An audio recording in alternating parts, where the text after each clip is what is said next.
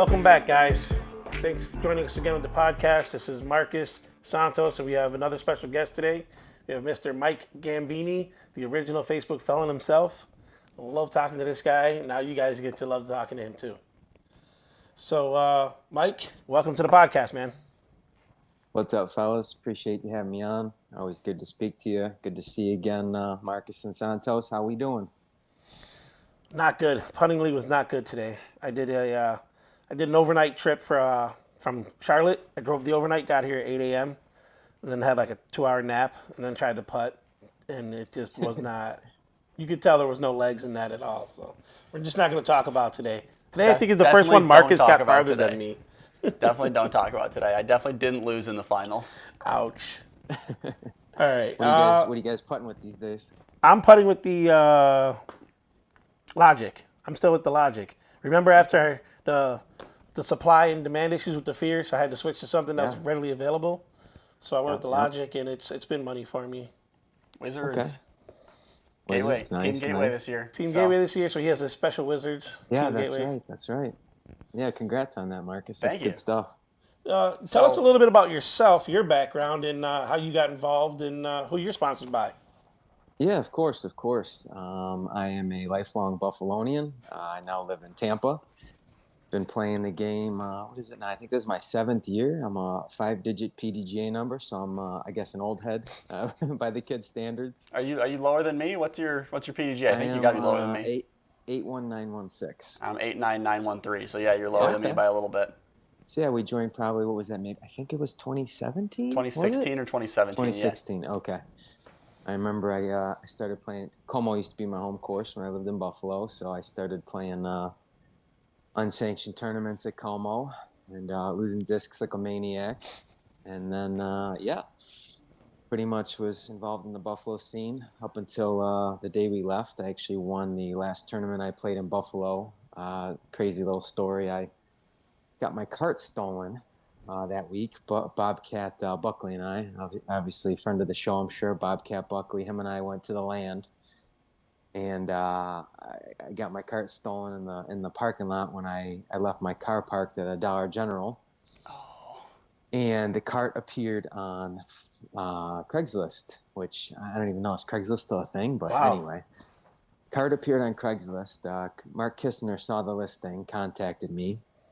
I actually reached out to the police, kind of almost embarrassed, honestly, because you don't know. They got bigger fish to fry. And believe it or not, the police were amazing. They were like all over this thing because when you calculated like the value of the cart and the value of the discs, it ended up at maybe, can't remember what the term was, but it was over $800 worth of value. So to them, it was like a serious thing. So they set up a little sting operation. They fake, met up with the guy. They had me there. Just to confirm everything, and I got my cart back like Amazing. The Thursday before the tournament. Half my discs were gone though because they nuked all the discs with ink, so I only got some of the discs back that weren't inked. So I kind of played like with a makeshift bag. It was the Fall Classic in Emory, and I won, and then I left town like 3 weeks later. So it was a kind of cool little storybook finish to my career in Buffalo. And then I usually come back like one tournament a year. The last time I was back in Buffalo for a tournament, I got big nuts, big putt Buxton. Ooh, that's what Buxton. Can you say? Hats off to the kid, man. It was a great little final 9. I'll never forget like that opening hole. I started off with that jump putt, and I just remember thinking like I got a chance. And then hole 17, he hit like a. Dude, it was an easy 100-footer. Like we kept talking about the distance on that. I know. Easy. Like to the point where I was like, and I didn't find out till afterward, but in the round he had ran a similar putt and went OB and took, I think, maybe a double bogey, someone told me. So kudos to him for I think it was you, Marcus. Yeah, I was on his card earlier in the tournament where he took like a double, the same putt, the same distance, the same hole, hit the cage or the band, went OB in the water. Yep. And you know what that tells me? It tells me you don't win by laying up. He could have laid up because he had, he got burnt, but he didn't lay up. He went for it again because that's how you win, by going for it. I'm gonna ride that one till the end. He probably said, "What's the worst that can happen? I've already double bogeyed this thing. Like it probably can't get any worse." And and then I got to be honest. I was completely shook, completely big putted.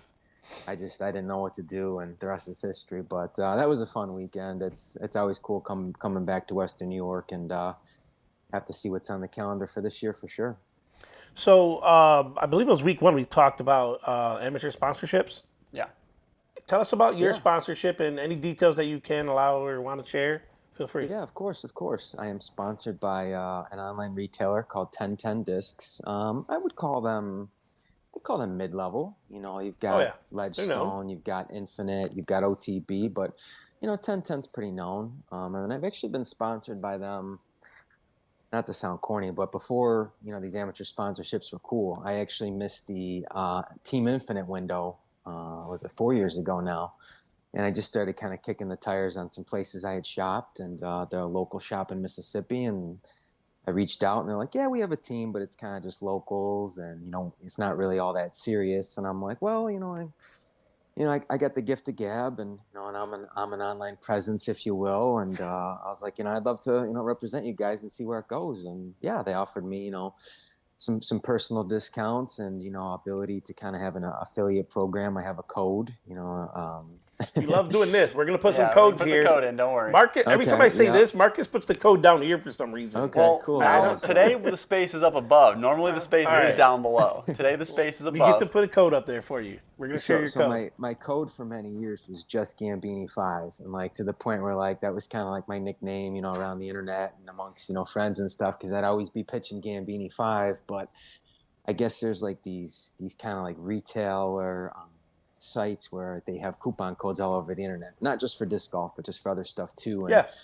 my code got on one of these sites, and then my reimbursement for that quarter went a little crazy. So now my code is now based on every quarter. So for instance, this quarter it's Gambini 5 Q1.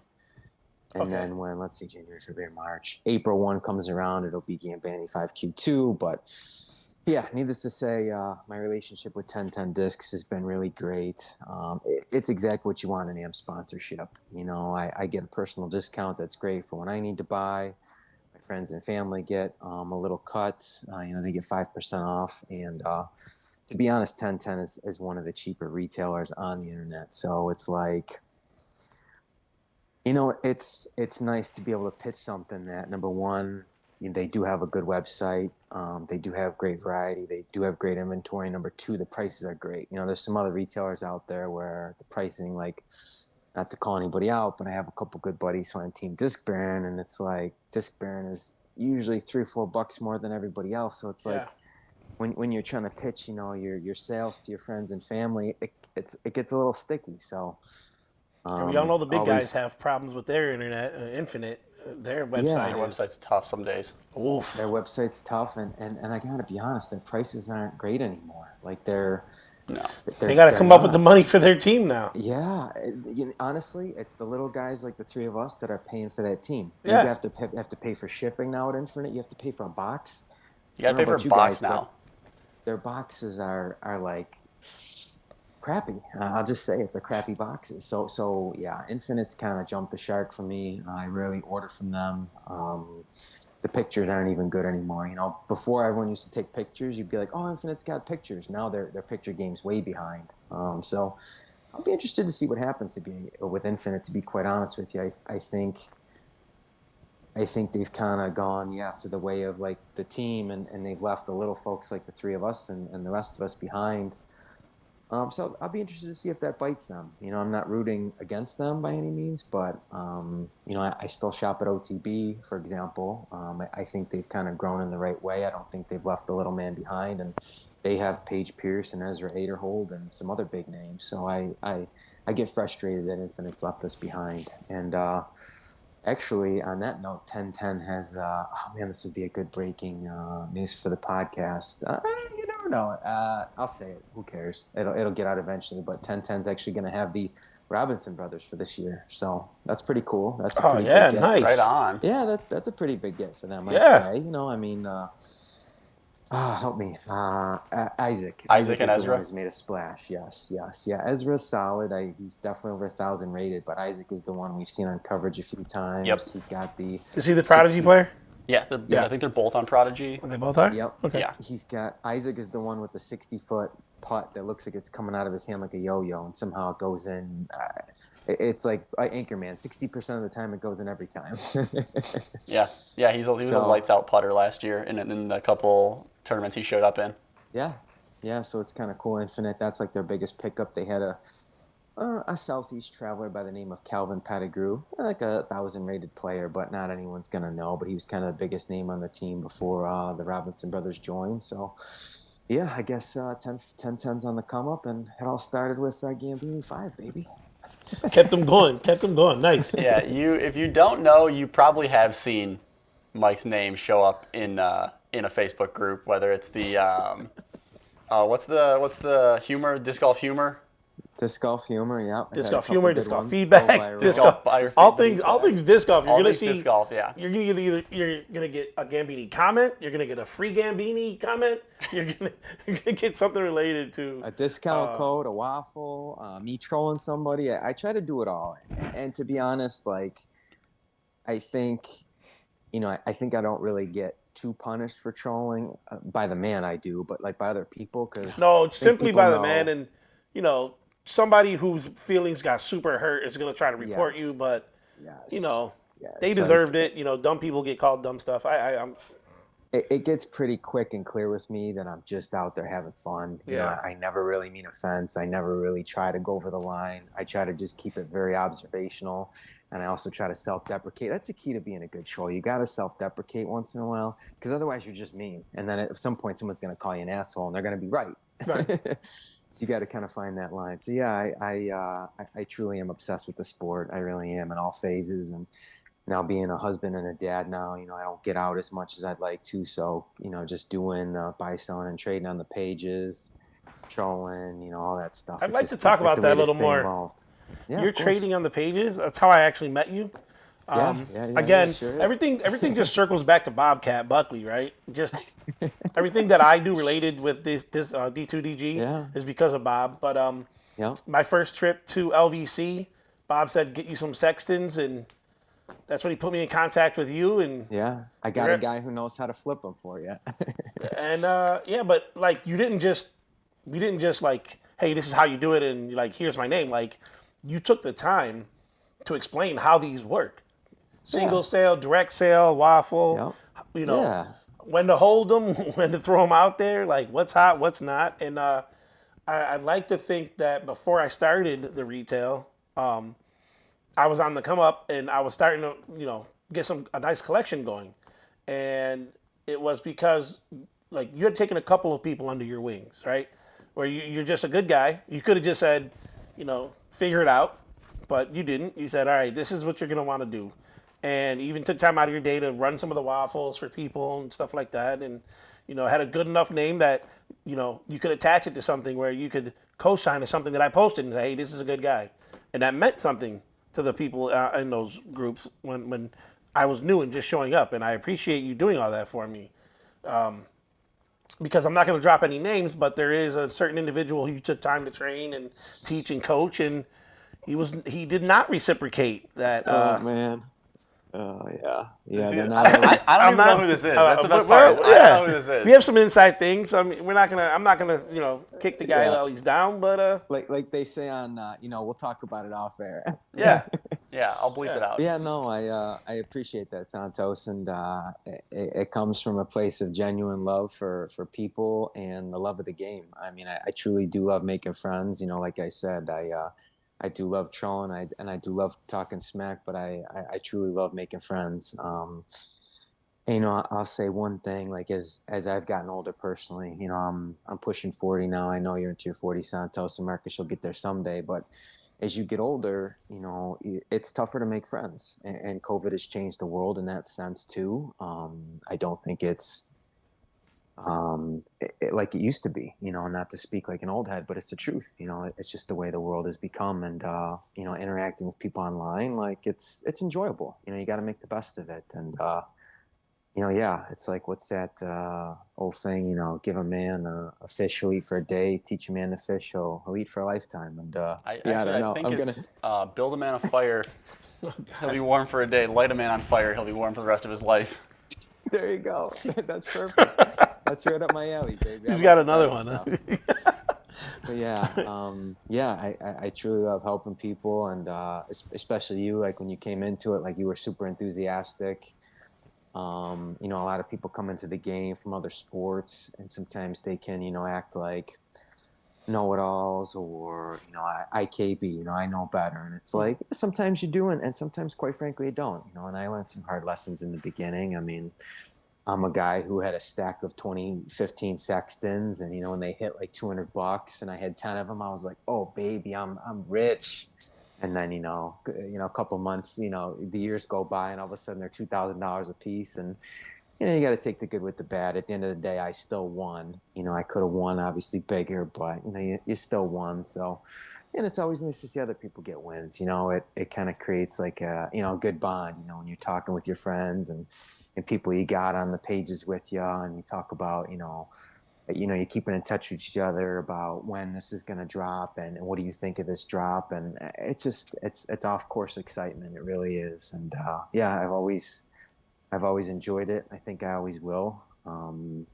I've been actually strategizing with all the 6X Macbeth stuff that's coming out here soon, and trying to figure out what's going to happen. And I'm just wrecking my brain. I've been thinking about like past stuff, and just doing the calculations in my head. And in a way, it's almost like the stock market in a sense, just kind of trying to speculate and try to figure out what's hot, what's not, what's like you said, no one to hold them, no one to fold them. So that's that's You always say exciting. stock market, and I think of the other dude that was trying to do was it The Hangover? He's trying to do all the math in his head as he's going down the escalator. That's what I Yes, picture you doing when we talk about this.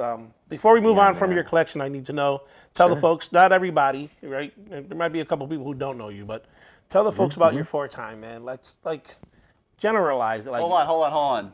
Let's not have someone rob his house. I'm not going to get you robbed. Like, you have a collection. You have a nice four-time collection. Like, Yeah, people it's know. okay. Anybody who collects and knows Yeah. knows he's one of the top collectors, or he's not the top collector, but he's up there. Yeah, so I would say, just to take a quick step back, collecting started for me. I actually just told this story to my wife. My grandpa and I used to go to the flea market, the Super Flea on Walden Avenue back in the day, and Wow, I you would are be almost out my there. age. I loved hustling sports cards, action figures, Beanie Babies, Pokemon, you name it, man. I loved it. So I've always kind of enjoyed that. And, I had that stretch in my life where, like in my teens and 20s where collecting really wasn't a thing. I was playing, quote unquote traditional sports, and I always loved playing hockey and tennis and volleyball and flag football. Obviously, like when you get older, you don't play, tackle when you age out of stuff, but there's no collecting in that. So when I found disc golf, collecting, man, was like one of the things. Like I immediately loved playing for the competition, and then the collecting stuff was just. But yeah, as far as four-time buzzes, I would say it was a little bit intuition and a lot of luck, like anything else. I remember I still have two actually when I first got them. I got some with my tournament winnings at a local tournament. I think I got 5 or 6 of them. And when they first dropped, would that have been spring of 19, I want to say? They That sounds popped a about little right. bit. They were 50, $60, and I flipped a few early, and I saved a few, and then they just bottomed out for the longest time. People love throwing them. And at the time, like all switching over to Discraft, to be honest, people don't know this, especially newer disc golfers. Discraft was your grandfather's disc golf company. The stamps were ugly. No one cared about the molds. Like the buzz is really the only thing that had any in the zone to an extent, but honestly, Discraft lived and died by the buzz. Yeah. Doss made the Force popular when he hit that ace on Sports Center, but to be honest, Discraft wasn't it, man. So when Paul came over, like he changed the game for Discraft too. So I think the Discraft collectibles started slow because of that. And, no one was throwing Discraft. People were throwing Innova. Trilogy was hot a little bit for a period of time there when they had Ricky and Paige at the same time winning world titles. I actually had some trilogy collectibles that were hot before I got into the four times. And then the four times sat there for the longest time. And then spring of 2020, COVID hit and everybody got their COVID money. And the rising tide lifted all boats. Sextons took off like crazy. The last ditch Innova collectibles took off. And then I saw the four-time buzzes starting to 40, 50, 60. And I'm like, I just kind of thought about it for a little while. And I had some collector friends that were crossover friends, from Sextons and other stuff.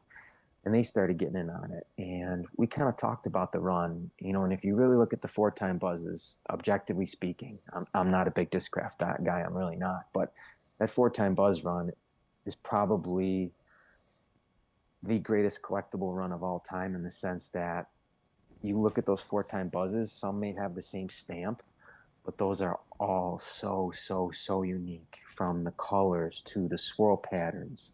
I just got one in today, actually, off a trade that is it's called TI. Well, you guys know the TI plastic, but super sparkly.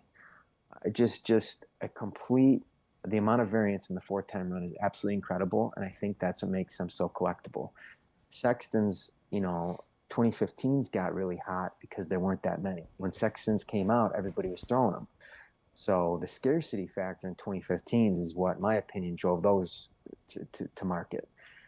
4-time buzzes, there's still, I'd argue there's probably still 25 4-time buzzes out there, 25,000 4-time buzzes unthrown out there. People are still coming out of the woodwork, posting stacks of them, and they still keep going up in price because they're so unique. But yeah, I basically just kind of started chipping away. When I saw them getting hot, I'd grab lots at $50, $250 for 5 at $50 a pop. Even up until this day, there's still, I think my biggest buy right now is, I think I've spent $250 on one. But yeah, I mean, it's been really going crazy lately. I'm sitting right now. I thinned the herd a little bit. I actually sold a big lot about 3 months ago. I sold a lot of 25. So I'm under 100 now. But I would say what I have left is, I think I've told you this before, Santos, but I always categorize my collection by cuts of meat. Yeah. So, and it's kind of a way to categorize like the quality of the 4-time buzz based on color, stamp, swirl, and all that. So you've got your sirloins, you've got your ribeyes, you've got your fillets, and you got your wagyus. I don't have any sirloins anymore, and I've got maybe 5 ribeyes left. So I'm pretty much just sitting on fillet and wagyu. So I'm in a good spot. I don't, like I said, I don't have as many as I used to, but what I do have, it's a good chunk of change for sure. Yeah. No, I didn't want you to say value. You're looking at the number of them, and I know how. Yeah. I see them coming and going. Like, you didn't just get a stack and like you're just selling them or flipping them. Like you're still like trading. You're still making moves with them. You're still working. Yeah. I do remember you had a lot. I thought it was in the 130 or 150 range at one point. Did we talk? Yeah. Yeah. Okay. Yeah, I would say I peaked at probably around 150. Right. Okay. And then it comes to a point where it's like you say to yourself, it's like, You're being greedy. Share. well, and not only that, but it's like, I'm not going to keep all these forever. And this takes time. You're not going to find someone like, there is a famous sexton collector named Philip Daniels. He's actually the guy who, it sounds like Marcus is not in his head. He knows this. He's the guy who runs Eagles Crossing, that course that was designed by the owner of Gateway, I believe, right? Yep. Yeah, so there's this big sexton collector named Philip Daniels. He came from the art world, if memory serves, and he helped fund Eagles Crossing. And he bought like $100,000 sexton collection from someone. Now, that was by far, to my knowledge, in the 4 or 5 years I've been, in the flip game, or the buy sell trade game, by far the biggest sell I've seen. I've seen a couple $10,000 lots sell, but nothing that big. And even with the 4-time stuff, I haven't really seen a big timer come along. So I got to a point where I said, I got to start turning, my investment into something. So I started just kind of chipping away, and I really started from the bottom. Like I said, I got rid of the sirloins first, and I got rid of some fillets and wagyus along the way.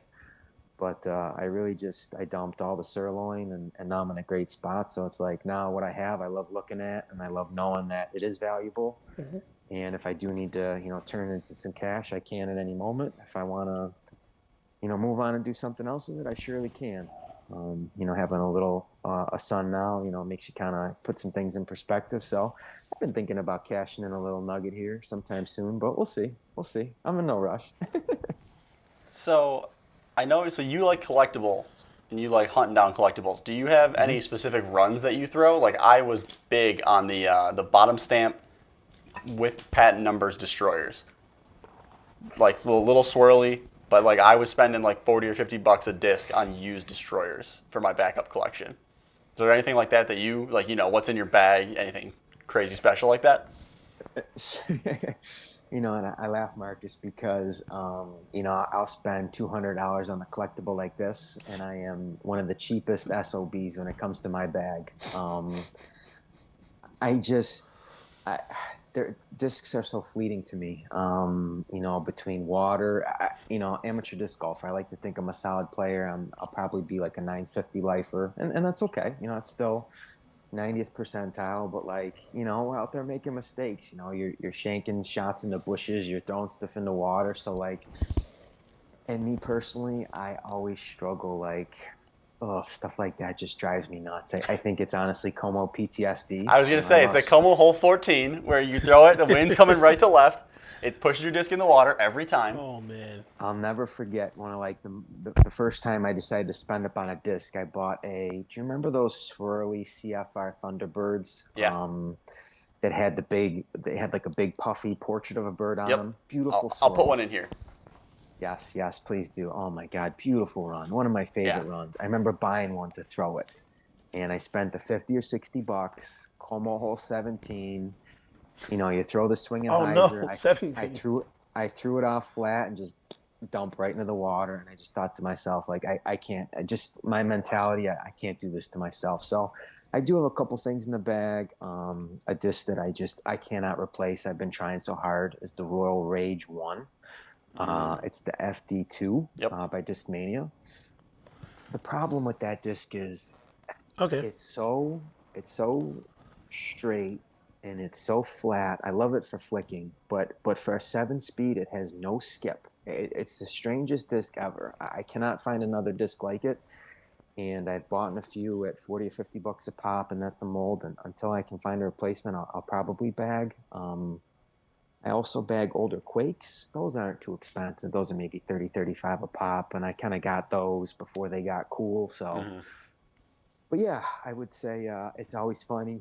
And, I have collector friends, exact opposite. I got a couple buddies who throw second run FDs at 150 a pop. Yeah. I got some destroyer guys like you. I got a couple Wraith buddies. I never knock it. It's to each his own. Like a lot of guys really love it. I actually know one guy who's got one of the St. Jude's buzzes in the bag. Now at the time when he decided to bag it, those were only $400 or $500, and I say only. Yeah. But now that's $1,000 disc, and he just doesn't care. Like he loves it. Like he loves being that guy who kind of gets a little kudos from the guys who see that in his bag. It makes him happy, and more power to you. We all have something that drives us that, we want a little feather in our cap. And for me, it's the buzzes in the vault and not the buzzes in the bag. He gave me, real quick, and then maybe he can pick this up. He gave me a bottom stamp Sexton 17. Yeah, the 2017, the bottom stamp, the USDGC bottom stamp run. Not the top runs, right? But still worth some money. And he wanted to throw it, but he hands it to me. He tells me to dye it. Oh, man. Like my 18 is mine. I dyed it. It worked out, but it's mine. If I mess it up, who cares, right? That's one of the first times you told me after I made a couple moves. You said, treat yourself. It's okay. You can have your own disc. And so I did. I took the 18 Sexton at the time, and I dyed it. But when he gave me his, man, oof.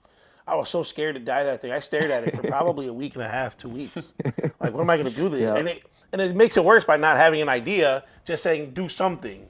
And that, I'll put a picture up. It's awesome. It worked. It's awesome. It's got to end up in someone's bag now that I'm not throwing it. Yeah. I tried to ace with it for like a year and a half. I never got one on it.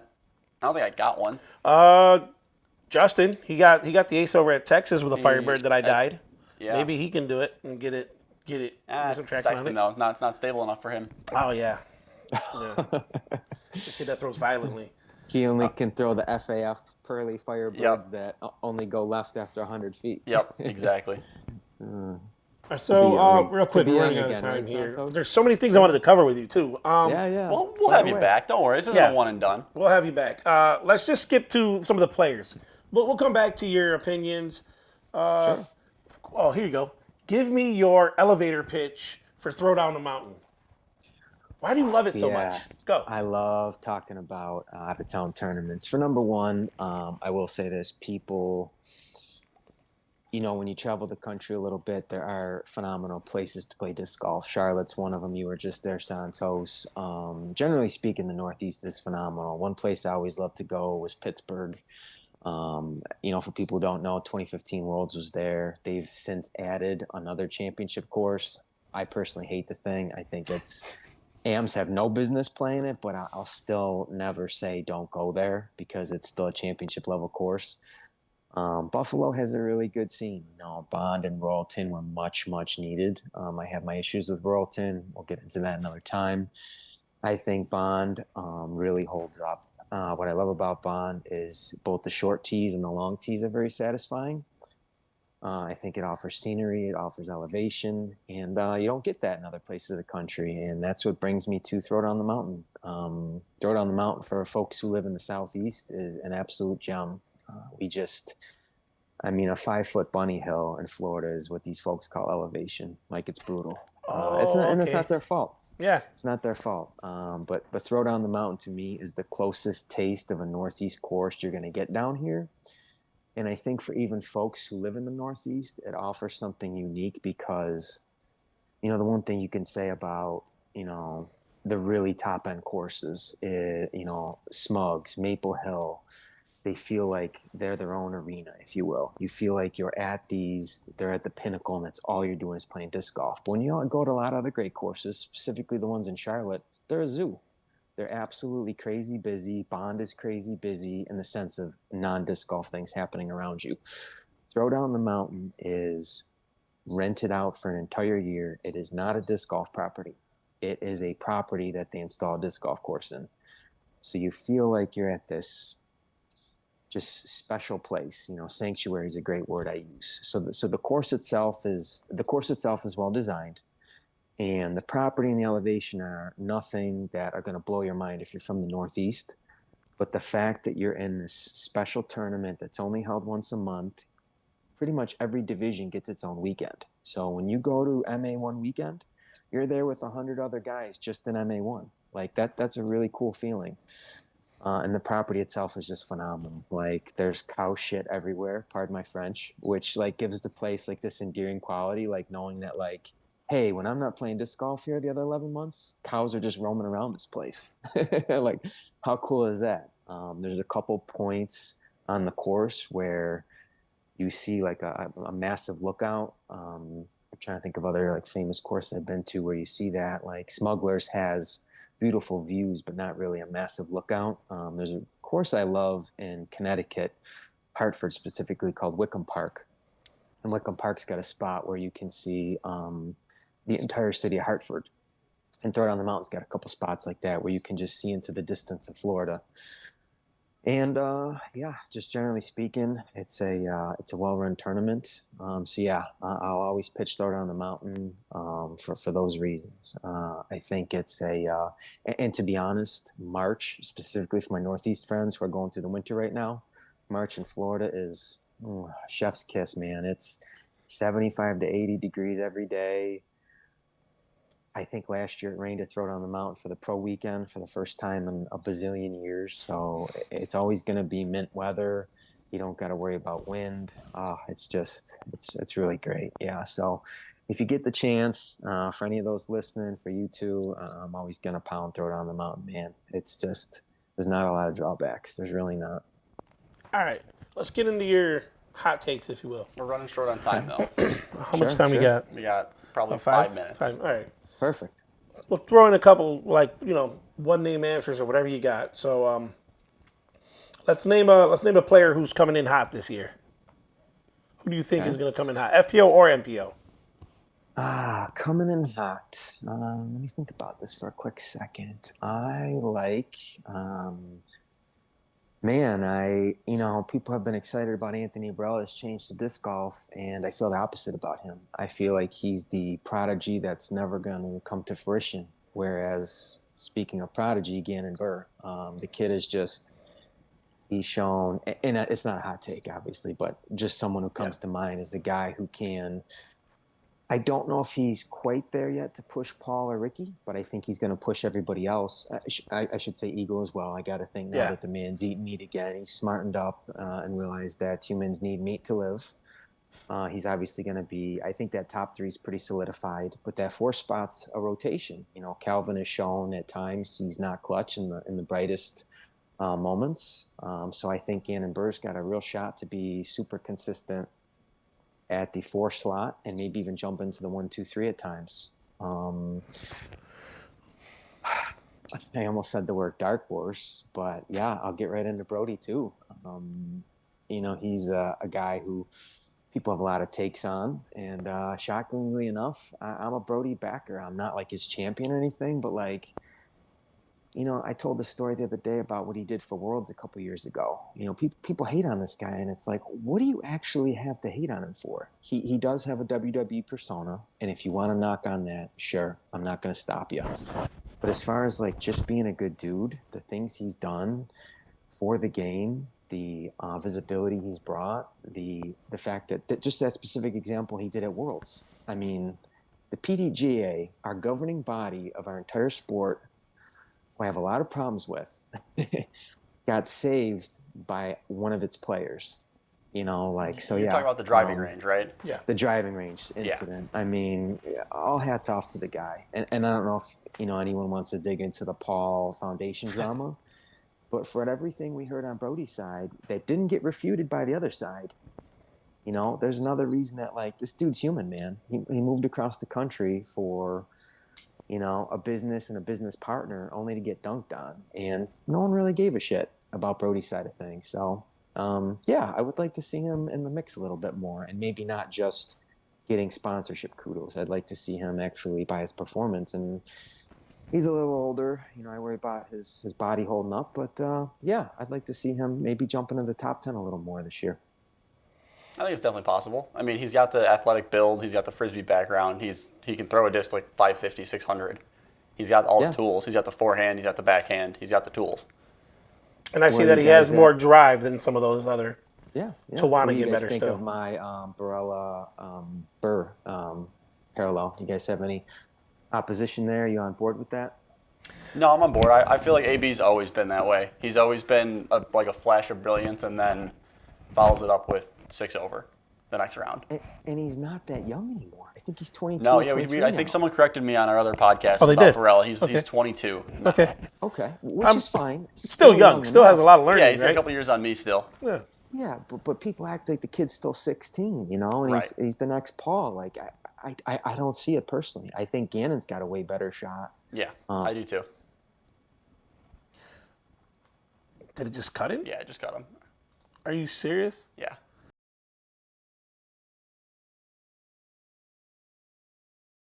All right, sorry All right, about we'll that. just cut back in right now. We'll cut back in. We were talking about Burr versus Barreau. Yeah. Burr versus Barella. Yep. So, yes, Burr versus Barella. AB's just one of those guys where I just, I'll call him overrated. I'll call him overhyped. Nice kid. I'm not rooting against the kid. I'm really tired of hearing, if AB could put it all together. It's been 5 or 6 years now. Shit or get off the pot, pardon my French. I mean, that applies to just all of your, not just your 10 to 50, but that applies to anybody over, 10, 25. If they put it all together, like they have their struggles, right? They miss out. If my aunt had a package, she'd be my uncle. Can you say that stuff anymore? I don't know. You can say whatever you want. One of the drivers of this podcast is Marcus and I arguing, but it's the freedom to say whatever the hell you want and have an opinion. I don't know if you caught week 1 or 2, whatever I talked about Brody saying enough of the vanilla and everybody giving you the same answer. Like, have an opinion. Be okay with having a wrong opinion, a right opinion, a different opinion. It's okay. Everyone's allowed them, and that actually makes it better when you take these opinions and then learn from them. Right? You're listening to understand. You're not listening to respond. Right? It's a microcosm of the world that I spoke about earlier, how the world's changing. It's like, so why are we just scared of what other people have to say? There's nothing wrong with that. Like that's what makes the world different. You know, you're Santos, you're Marcus, I'm Mike. Like we're supposed to be different. Right.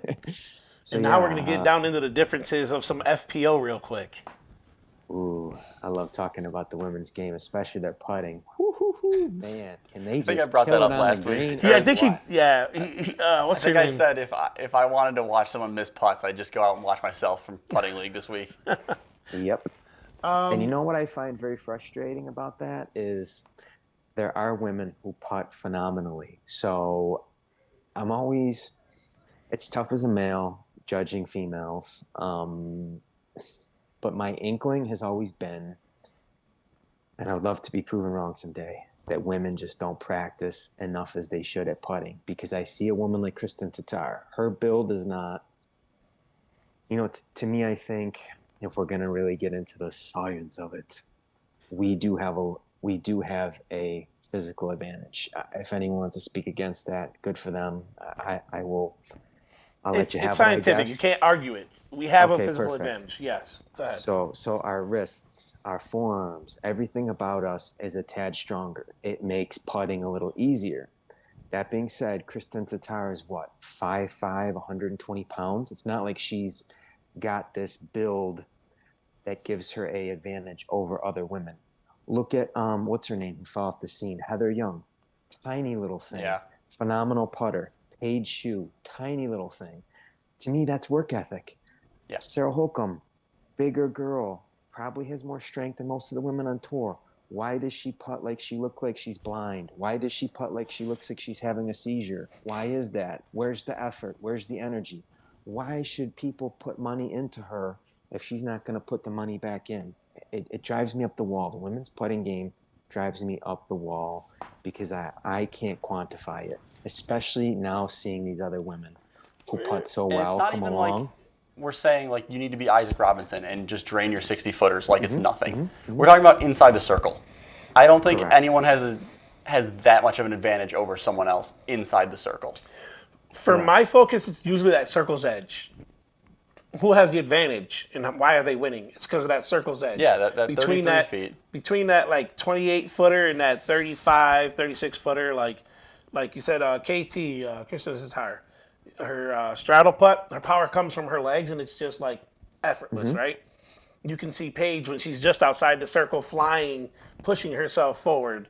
Like that's the part where that separates them from the other ones who are just like no metal, like Right, just air balls left and air right. balls. Like your comeback is almost as far as your attempt, and How many 10-footers did Evelina miss on camera? Oh. Not off camera, on camera. She probably missed 50 10-footers on camera this summer.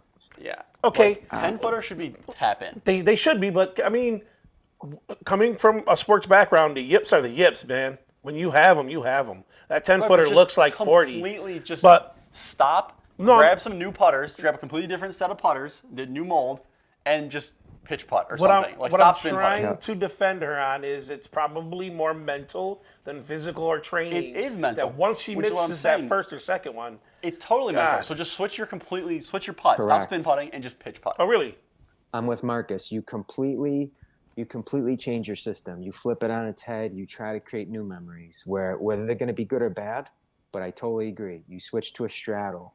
I mean, you don't obviously putt with the opposite hand, but you do something to completely shake the tree, to completely start new memories. I was there in when my this guy opinion. had a shitty putting round and literally threw his putters in his car, came over to me and bought a couple of I bought nomads from you. nomads. Just right in the middle like, of the yeah, they feel tournament. He's good. like, you know what? I'm not putting well. They suck. And he buys these nomads and decides Yeah. he's going to play the second round with nomads. How'd that work out for you? I think I made more putts. I don't think you did. I think you just sucked. It was just a bad day. It was just a bad day. Hey, it was. Those happen. it was- But like a whole other brand, a whole other disc, like Yeah, I like folded one of my wizards in half on like hole 12. And then so I only had one putter for the rest of the round. yeah.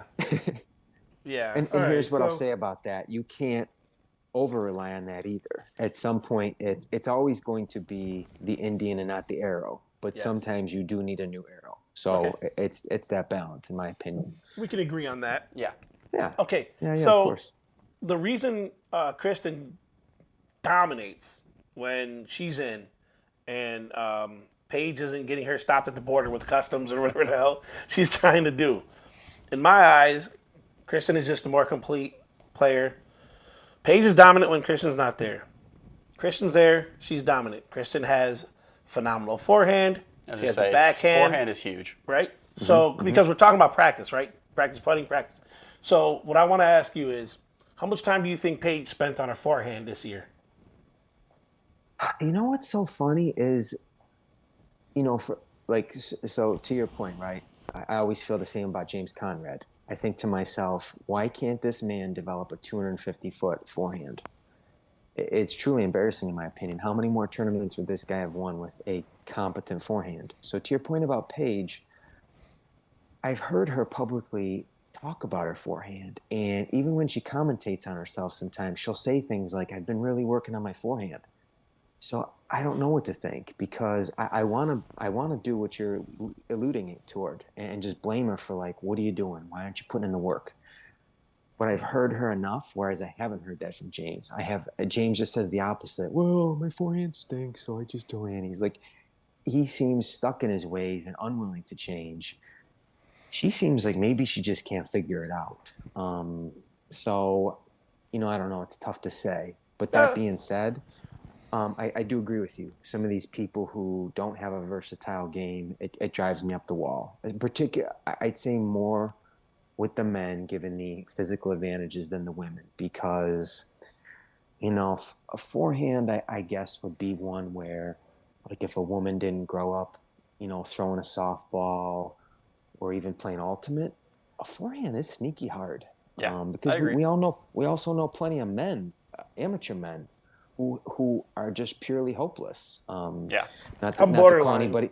I was about to say not to call anyone out, but where does your stance You can on call those? me out. Because We've you're had at a this talk point because where I have that field right around the corner yeah, from my house, and I don't put that time in for the forehand. I'll say, yeah. Marcus, let's do the forehand only round and try a couple things, but then that's it, unless I'm mandatoried by my situation in the tournament or a casual round. Let's try something. So I fully own not putting in the time for that, but I also own where I'm at in my disc golf career, right? Correct. We are amateurs who are not getting paid to do this. Yeah. We don't have sponsors paying us 5 and 6 figures. We don't do this for a living. So yes, I totally agree. It's a completely different point. So yeah, some of these folks out there, I'm just looking at a few names like near the top, like Henna and Evelina with the putting is very frustrating. Becca Cox, she's one where I just can't figure her out. She seems to be a mess in many phases. She is so athletically gifted, in my opinion. But she's just a disaster. I've heard through the grapevine of friends of the show that she's not a hard worker, so that one's a tough one. But looking at the women's game, like okay, here was I'm looking at a top 10. Outside of the top 10, Lisa Fakis has no ceiling whatsoever. She is what she is. Elaine King, our grandma. I mean, no offense, sweet lady, amazing player, but literally could be our grandma. Jennifer Allen, she's peaked. Valerie Mondahano on the way up.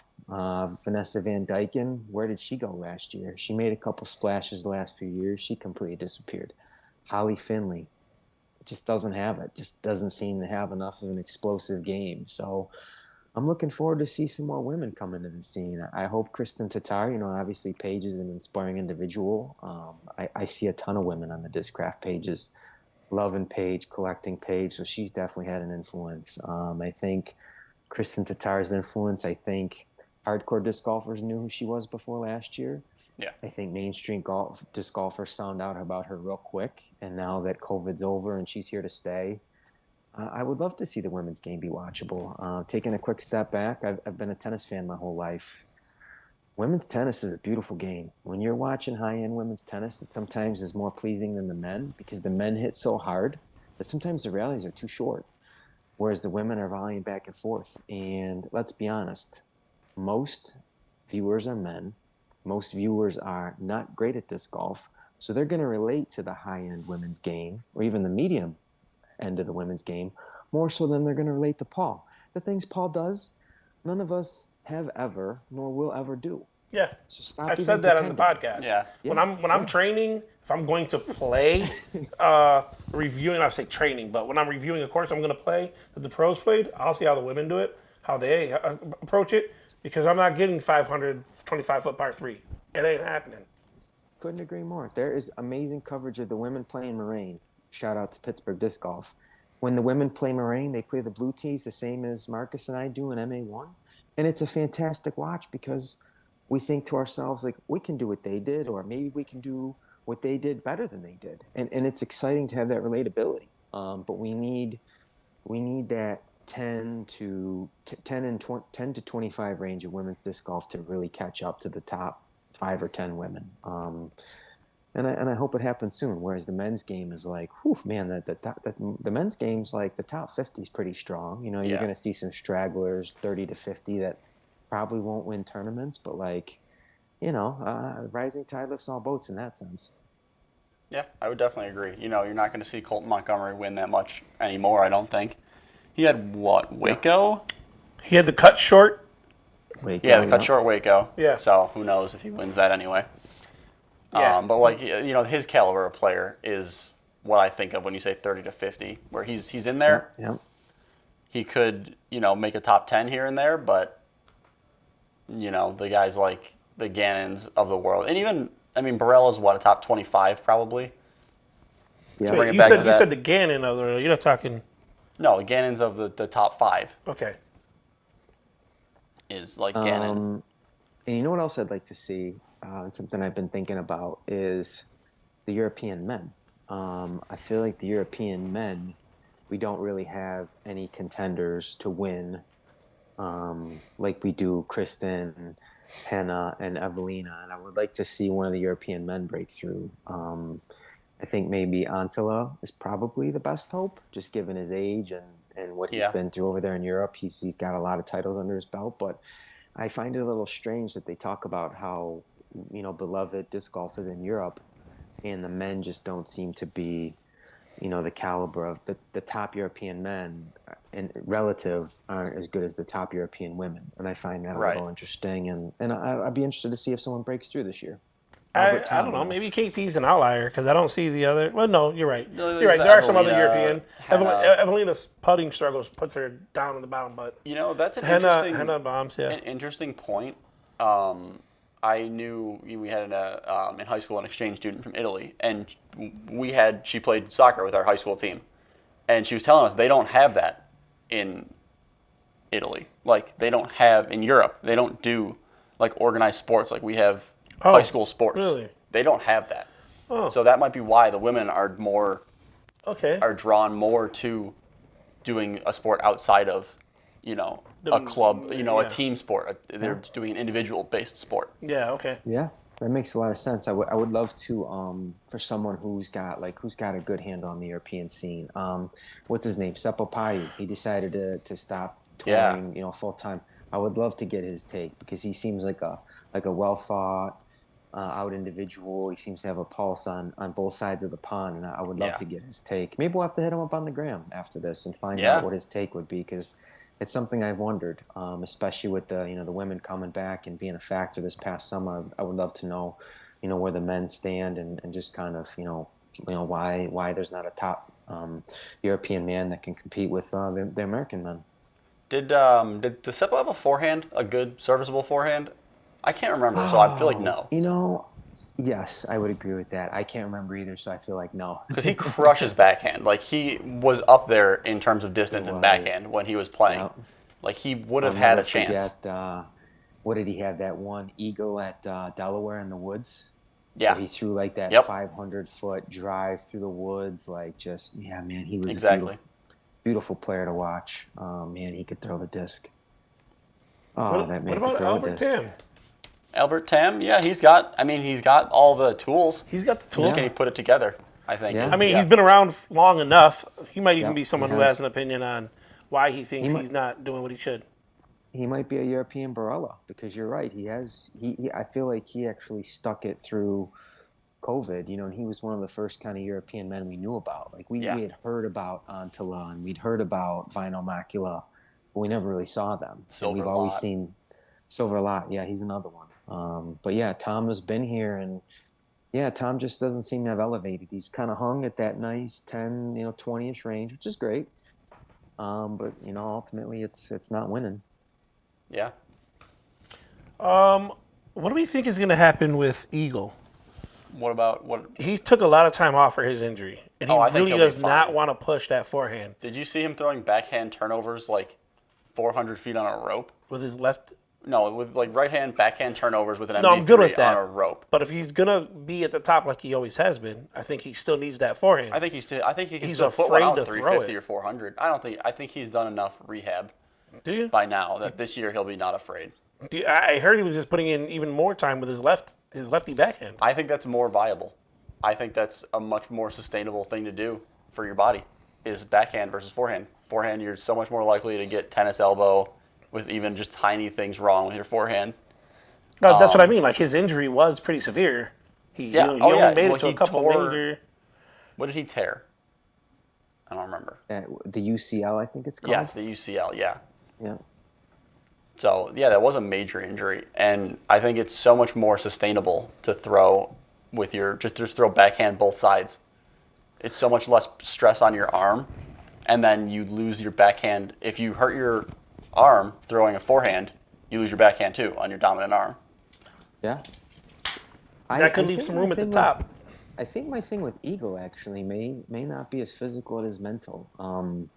Not to pick on the kid, but he's an interesting individual, and it seems like when he's in a good mental space and he's driven, Paul or Ricky can't stop him. But he's just a little bit of a character. I love seeing that personally. I like the Ricky and Paul show, I do, but I love when Eagle's on, and he pushes them, and you can almost see them knowing they can't afford to miss any shots, so they're pushing each other hard. Oh yeah, absolutely. I mean, dollars to donuts, Eagle's the most talented disc golfer in the game. It's tough to dispute that because he can putt too. To be honest, I would put, this debate was out there before, Eagle got hurt last year, but people were talking about as Eagle and Ricky as the best putters in the game, not just Ricky anymore. So Eagle putts better than Paul. He throws further than Paul. The big difference is, the McBeast. Does Eagle have that? I don't know. We've seen it at times, and other times we've seen him crumble. We've seen him punch the ground, break his hand. We've seen him freak out about his diet, his girlfriend. I mean, the littlest thing, I swear, puts that kid on tilt. So I don't know. I'll be interested to see if he comes back stronger than ever or what.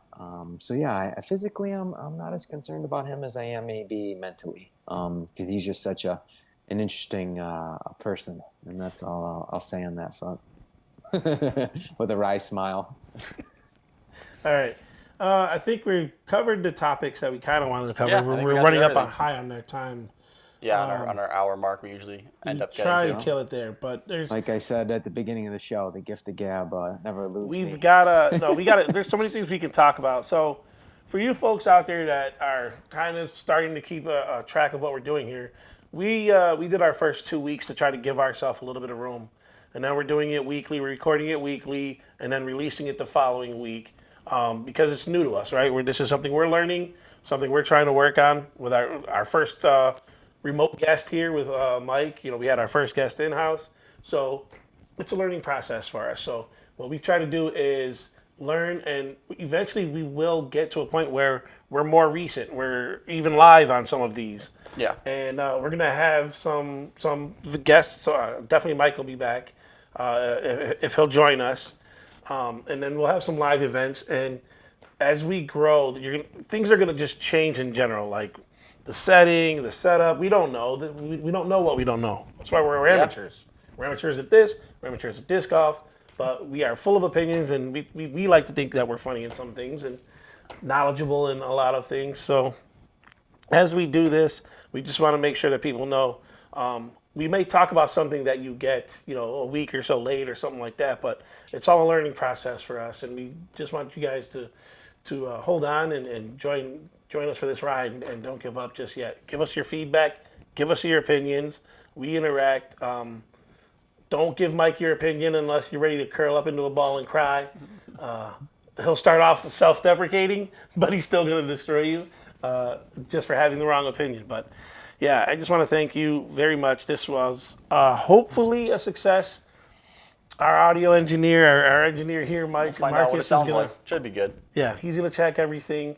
It was really nice to be able to do this. Yeah, this was great. Next week, we have DBW coming in. He's going to be our remote visitor, so that's going to be another good conversation. But I think we need more Mike in our world, so Yeah, I we're miss going to have a Mike. recurring Mike. According to his schedule, family man, new baby, he's married. According to our schedule, and when the summer kicks off for us, you guys kind of die down a little bit, right? Because it's too hot in Florida. So there is that. It's so true. Right. So you have a little bit of time on your hands as we ram things up, but hopefully the people get to know you that didn't know you, and they can appreciate it, and we can have you back sometime soon. Yeah, of course. I appreciate you guys having me on. I love to see you guys building this from the ground up. I think anyone who knows, starting something from scratch, like you said, we don't know what we don't know. And I hope the viewers stick it out, knowing that the best is yet to come. Right on. Right on. Appreciate it, man. Thank you very much. Have a good one. You too, guys. Great talking. Bye.